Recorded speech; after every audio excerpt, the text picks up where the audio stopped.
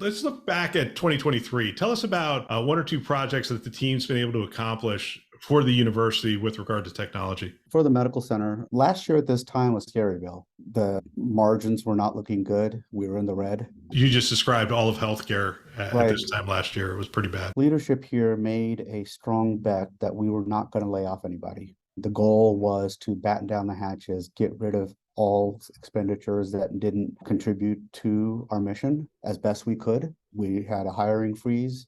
And lo and behold, between that and a couple of good things happening late into the fiscal year for us, which ended at the end of June, we were able to come in at a 0.5% margin. In support of that, our group in Health IT was asked to take on a few challenges. Our leadership believes strongly that technology is one of the answers to deal with some of the upfront headwinds that we face. Staffing shortage, clinician burnout, as well as improving patient flow and patient experience through the concept of creating more self-service so that we're not people power dependent in areas that we don't have to be, so that we can leverage our labor in the most optimal way. So we embarked on a couple key initiatives. One, everybody has been dabbling in this concept called virtual care or virtual nursing within the hospital. And we actually put together a formal project with a pilot that we were able to launch in June of this year. And over the past several months, we have been working diligently with our operations team, and it has borne